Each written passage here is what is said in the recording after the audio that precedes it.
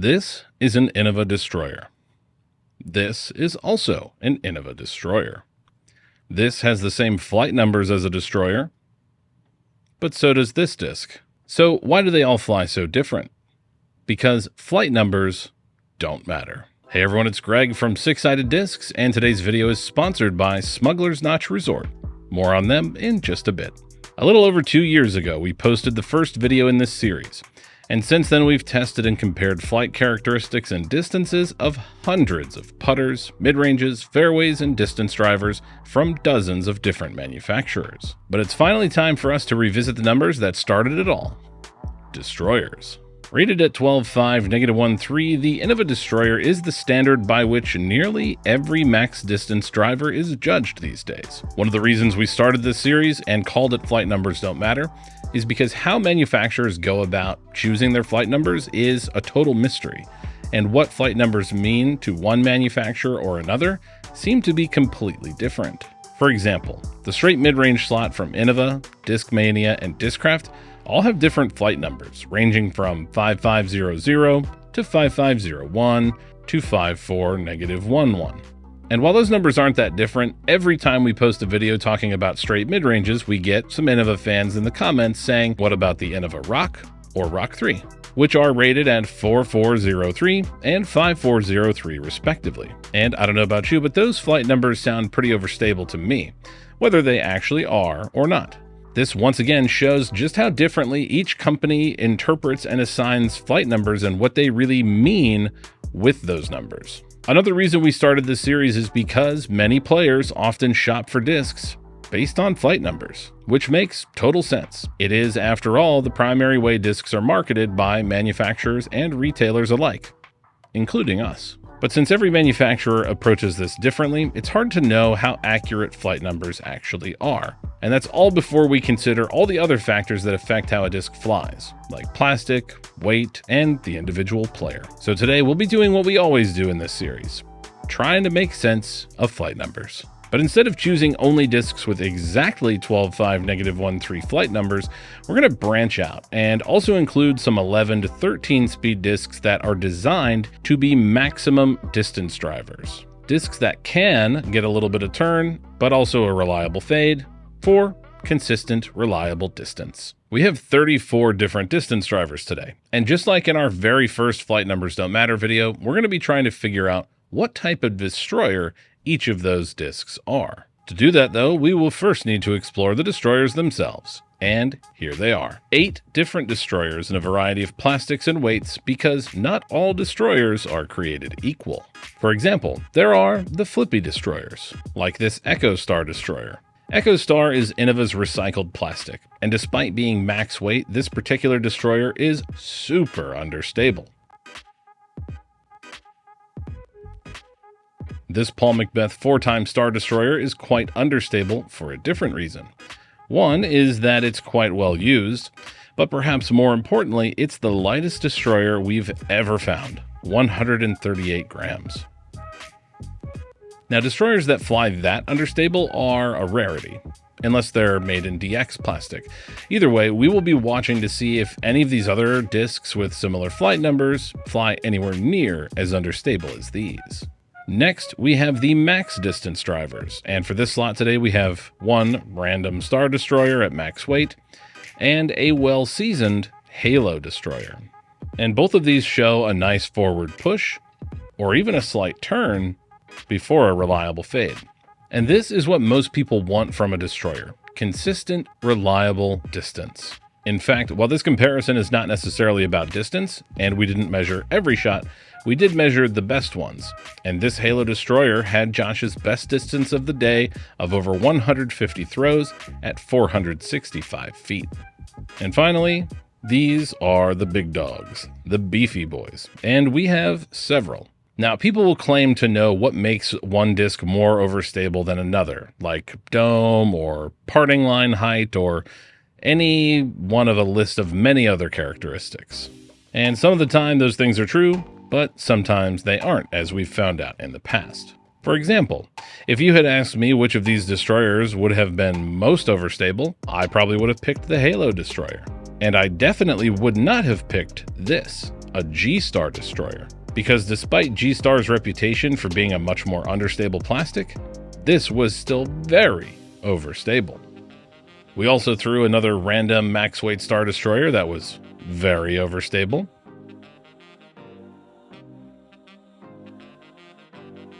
This Champion Destroyer, also very overstable. And finally, this Ricky Wysocki 2-time Destroyer that's extremely domey, 165 grams, and is an absolute meat hook. And so there you have it. These are our 3 categories: overstable, understable, and just right. And that means our next task is to see where these other 26 distance drivers fit on our chart. So let's get started. With a disc we threw for the first time a couple months ago, the Gateway Realm. Rated at 12.5, -1.3, the Realm is Gateway's new flagship distance driver. It feels a tad smaller in the hand than a Destroyer, and Gateway's NXT plastic has a nice combination of grip and flex. Josh puts a move on this Realm. It's a little bit high, but it starts on hyzer and with a good nose angle, and therefore can find some turn before it fights out. And that just about lines up with how this exact disc flew for Caleb a couple months ago. While Caleb had a little lower angle on it, it still got some turn and plenty of fight back for easy distance. Which means our very first disc is also the first to make it into the just right category. Next, let's have a look at one of the newest distance drivers on the market, the Westside Tide. The Tide is a new distance driver from Westside Discs, released earlier this year. It's rated at 12.6, -0.53. Westside say that it has the perfect combination of reach and accuracy. So let's see if they're right. Once again, on a slight hyzer release, Josh gets it to flip up to flat and hold for a moment before fading out. And as we know, that's one way to get pretty consistent distance. But before you get lulled into the feeling that this whole video is just beautiful flights on a bright sunny day, let me show you a few discs that were a bit different. This is the Elevation Discs Psychic. Known for their floppy rubber and their very popular koi putter, this is their first distance driver. The Psychic is rated at 12.5, -1.2. And if you've watched our channel for any amount of time, you'll know we've loved covering, but struggled throwing, rubber discs.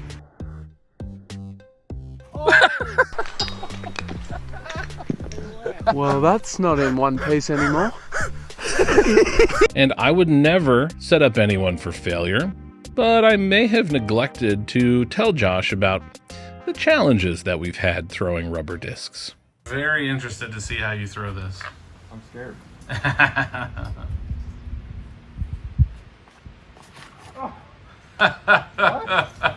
You want me to go get it? Sure, yeah, let's try again. Impressively though, Josh managed to pull off a great shot on his second attempt, and while it came out a bit low, it drifts a bit before gently fading, resulting in one of the straightest, but also one of the shortest shots of the day at just over 300 feet. The Psychic is tough to get used to, and I don't think I can say it flies like any Destroyer, so it's going to go in this new category, not quite. Another disc that was quite different was the Axiom Defy. Here in Proton Plastic, this is an older Defy. It's board flat, and despite having flight numbers of 11.5, -1.3, almost every Defy I've ever thrown has been incredibly overstable. But even I was shocked to see how this one flew. Josh puts it on a slight hyzer, which was the plan for all these throws, and the Defy just goes left, and more left. So the Defy goes about as far left as a disc could go, and we'll move on from some discs that were not quite to a place that's just right. Smuggler's Notch Resort. Smuggler's Notch Resort in Jeffersonville, Vermont is home to 2 of the highest rated disc golf courses in the world, Brewster Ridge and Fox Run Meadows. We recently visited Smugs for the first disc golf stay-and-play weekend of the year. They have several stay-and-play weekends throughout the summer months, and in addition to lodging, access to these iconic courses, your stay also includes a 9-hole glow round, where trees and OB lines are marked with colorful lights. You also get breakfast vouchers to enjoy the dangerously delicious Vermont maple syrup, as well as a Vermont craft beer package. you would struggle to find a location better suited to a disc golf vacation than Smuggler's Notch Resort. From the fun zone, great food, and much more, there's fun to be had for the whole family. You can learn more about booking your disc golf stay and play weekend at smugs.com at the link in the video description, or call Group Vacations at 1-800-521-0536. And to help you make your decision, we shot several videos during our trip to Smugs, including a vlog of our entire trip and an 18-hole Q&A walk and talk round at Fox Run Meadows. So make sure you check those out to see what it's actually like to stay and play at one of the world's best disc golf properties. Use code 6sided to let them know we sent you. And thanks again to Smuggler's Notch Resort for supporting our channel. Now, let's get back to the Destroyers with a disc that we threw for the first time just a few months ago, the Birdie Reach. Here in their premium plastic, the Birdie Reach is rated at 12.5 -1.3, and it shows us what a just right flight can be. Turning long enough to get solid distance before a nice, generous fade, and that's pretty much exactly what you want from a Destroyer-type disc. Our next disc comes from Innova's own factory, the Infinite Discs Emperor. Here in their Halo S-Blend plastic, or in other words, Halo Star, it's rated at 12.5 -1.2.5, and the Emperor is a beefy one. It holds straight briefly, but gets a significant late fade. I would trust the Halo Emperor in a headwind, and so should you. Moving on now to my go-to distance driver, and the first disc that we're looking at with slightly different flight numbers, the Latitude 64 Rive. Rated at 13.503.5, I felt it was important in this test and comparison to include some discs that don't have Destroyer flight numbers, but are filling that sort of flagship distance driver slot within their company. The Rive has been my go-to forehand driver for some time now, but how does it fly for Josh? Well, slightly on the overstable side, I think. It almost flips to flat, but not quite, and it has a pretty generous fade. And that's fairly consistent with my experience with it as well. So the Rive lands itself right here in the overstable column. Next up is another 13-speed, the Discraft ESP Nuke. With 5 glide, -1 turn, and 3 fade, the Nuke is one of Discraft's best-selling drivers. And while we'll take a look at their other Destroyer-ish drivers, the Zeus and Force, later, the Nuke is well worth a throw today.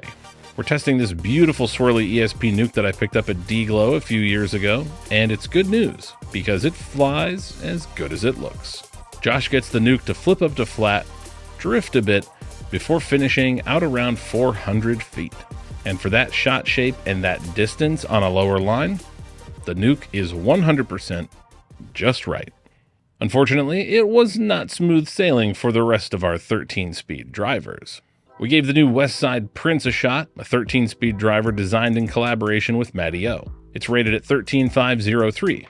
Josh's first throw with the Prince made it look pretty overstable, but also seemed a touch high, so I had him throw it again, which was also super beefy.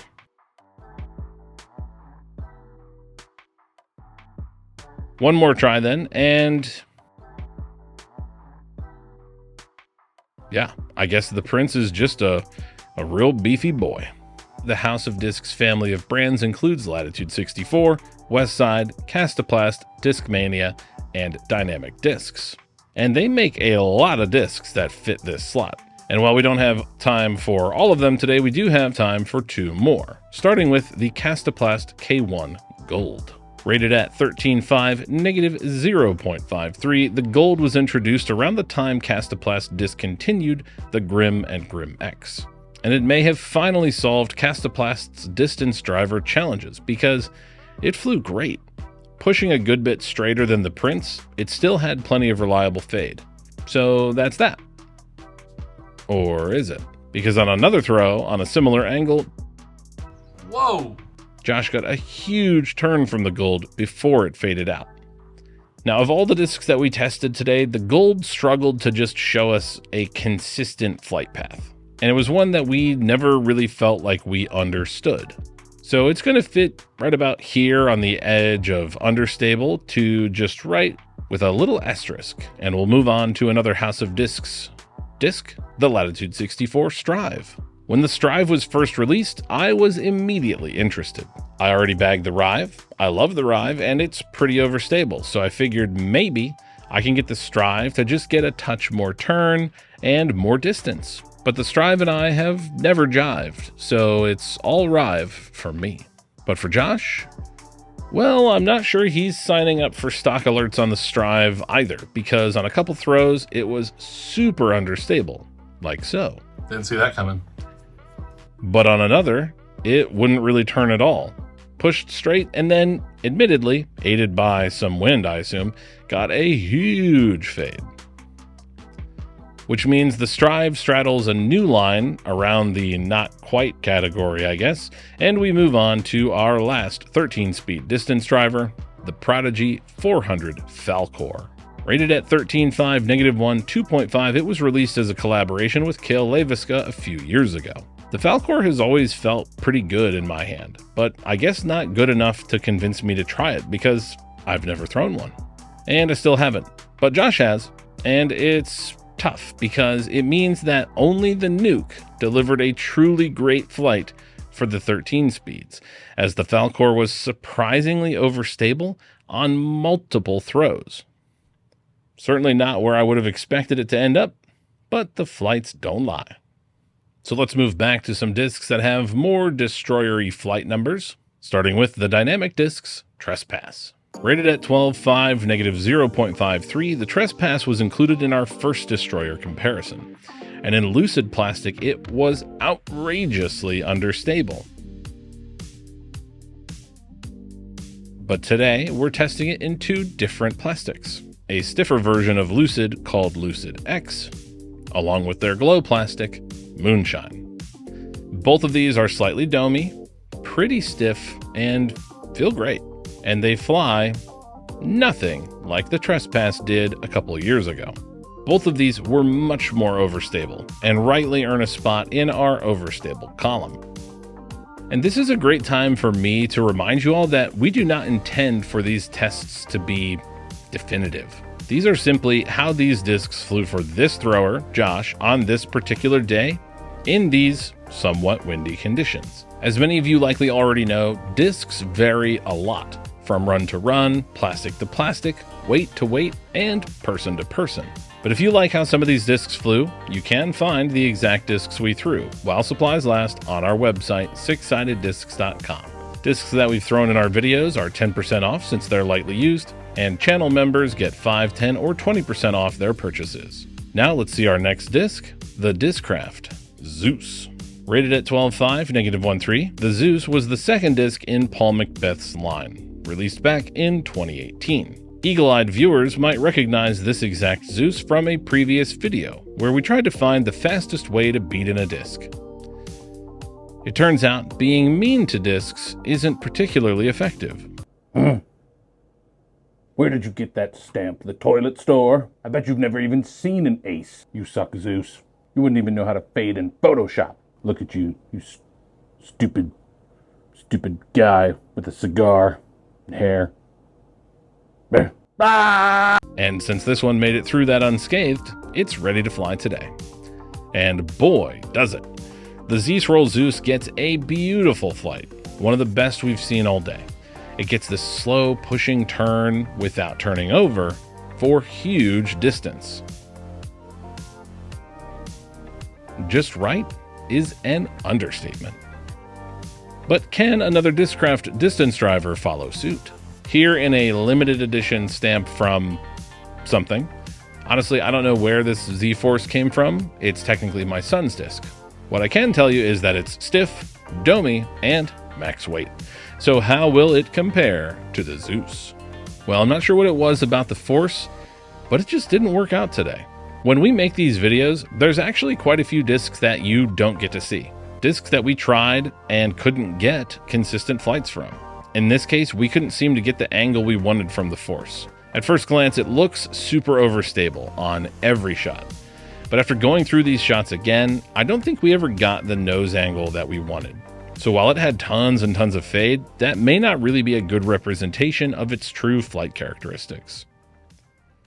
Some discs that we did get good flights from, though, include the Goliath discs Rapture. which got some nice turn and a moderate fade, landing it firmly in the just right column.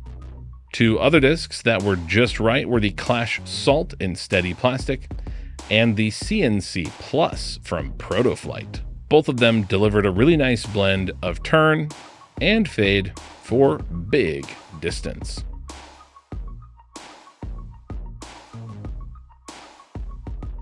And another excellent flight came from a new version of an old classic, the Discmania Cloudbreaker.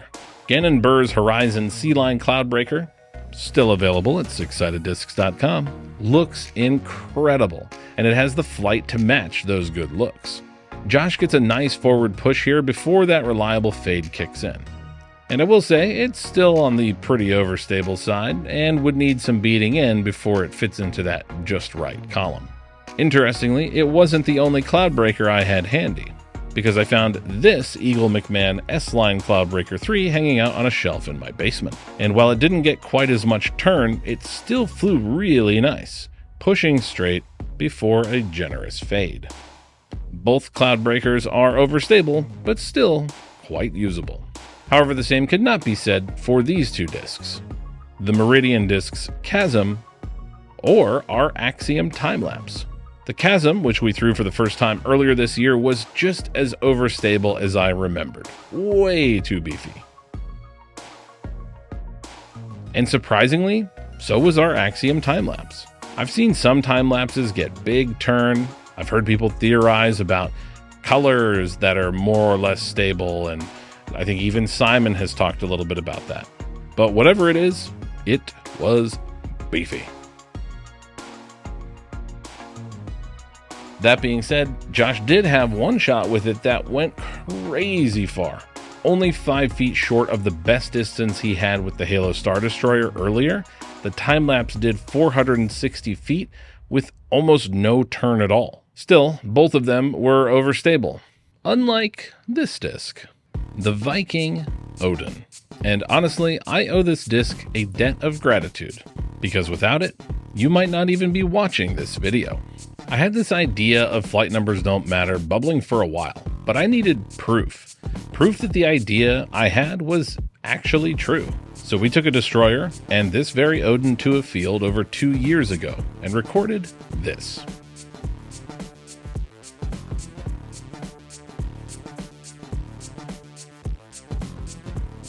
And 2 years later, it's still quite understable, especially for a disc with flight numbers of 12.5, -1.3. So here's to you, Odin. Thanks for doing what you do. Just 2 more discs remain, and we saved some good ones for last. The Hooligan Yeet and the DGA Hurricane.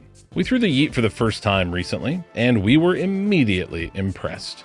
It has stability that can work for many different players.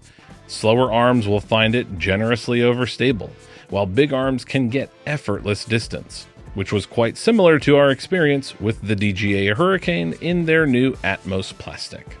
It looks good, feels great, and on hyzer, it likes to flip over, drift out, and swing back for all the distance you could ever need. Which leaves us with this finished chart of destroyers and their friends. Now remember, even after showing you all these flights, I'm not saying that this is how your Hurricane, Realm, Yeet, or Nuke is actually gonna fly. Only that this is how they flew for us.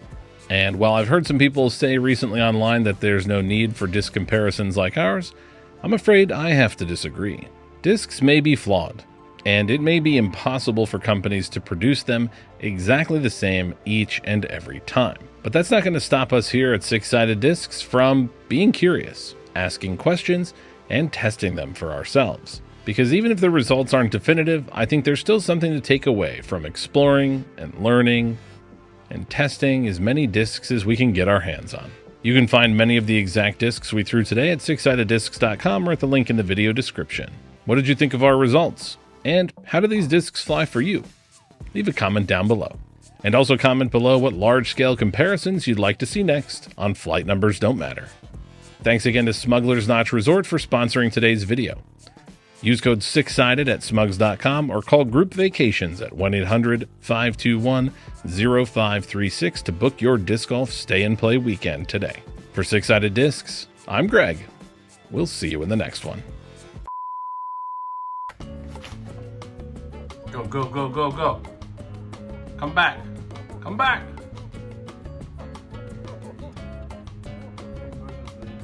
We're going in the bush. And we're off, folks. The Halo Destroyer is getting a little bit of turn. It's pushing forward and lifting at the end. Will it match its distance? Not quite, but it's still pretty good.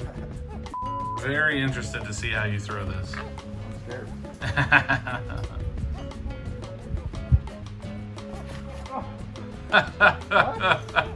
You want me to go get it? Sure, yeah, let's try again. Oh. Holy moly. Didn't see that coming. If you like this content and want to see more, please consider liking the video, subscribing to our channel, or becoming a member. Your support makes this content possible.